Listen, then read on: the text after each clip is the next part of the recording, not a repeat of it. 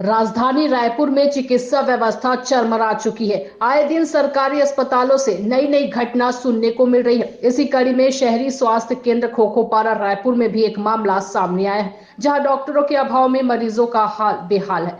मरीज सुबह से लाइन में लगे हुए थे, लेकिन कोई डॉक्टर अस्पताल नहीं पहुंचे और मरीज भीषण गर्मी में लाइन लगाकर इंतजार करते रहे। इसके साथ ही ओपीडी में उन डॉक्टरों से जांच के लिए पर्ची काटी जा रही है जो छुट्टी में है। मरीज घंटों तक इलाज पाने के लिए लाइन में लगने के बाद थक हार कर वापस चले गए। अब सवाल यह उठता है कि जो डॉक्टर अनुपस्थित है उनके नाम की कैसे पर्ची बन रही है, यह बड़ा सवाल है। 9:30 बजे से आए हैं। अपना नाम बता दीजिए। नाम किरण सिंह फरकार, रामकुंड पारा रायपुर में रहते हैं। कितने टाइम से आए हैं? सुबह 9:30 बजे से आया हूँ। बच्चे को कुत्ता काट दिया है, पर्ची कटा हुआ है, अभी तक के डॉक्टर नहीं आए हैं।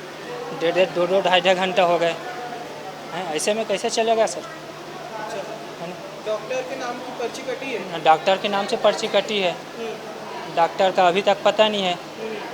और यहाँ 1 नंबर में जा रहे हैं, वहाँ भी मना कर रहे हैं, मैं नहीं देखूँगा। अच्छा, कैसे करेगा फिर? पूनम जोशी। कब से आई हुई है? 9:30 बजे तक आए हैं हम सर। डॉक्टर नहीं है? डॉक्टर अभी तक नहीं आए हैं। एक नंबर क्या पता करने पे क्या बोल रहे हैं?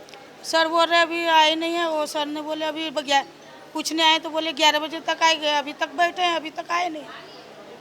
नहीं। सुबह 9:30 बजे। हाँ, डॉक्टर का क्या नाम बता रहे हैं? अब डॉक्टर का नाम मुझे नहीं मालूम, ये चिट्ठी में नाम है दीपक राव।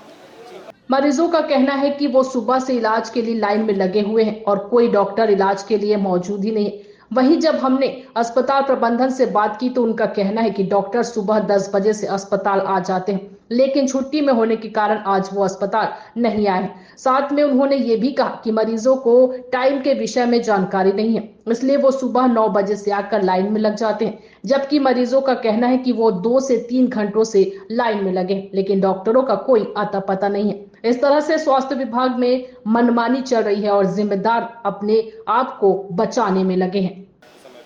नहीं, देखिए, ये अस्पताल जो है ना 24/7 24 घंटे चालू रहता है। इमरजेंसी का कैजुअल्टी जो है ना, कोई भी केस आता है इमरजेंसी का, गर्भवती महिला आती है 2 बजे रात को, तब भी उसका प्रसव होता है। रह गया ओपीडी का, ओपीडी 24 घंटे चालू नहीं रहती, आप भी जानते हैं। एक निश्चित समय है ओपीडी का 10 बजे का, है ना। तो जैसे अभी वर्तमान में 2 डॉक्टर बैठे हुए हैं, एक अपनी गायनोकोलॉजिस्ट बैठी हुई है, एक एमडी मेडिसिन डॉक्टर बैठे हुए हैं, और ओपीडी चल रहे हैं अच्छे से। और रह गया मरीजों का, कई मरीज को टाइमिंग का सही जानकारी नहीं रहता है। जैसे 9 बजे आएंगे तो 9 बजे ओपीडी चालू नहीं रहता है, तो उनका कहना है डॉक्टर समय पे नहीं है, ऐसा है। अब दोपहर में ओपीडी बंद हो जाता है तो उस समय कोई डॉक्टर नहीं रहेगा, लेकिन इमरजेंसी सेवा चालू रहता है।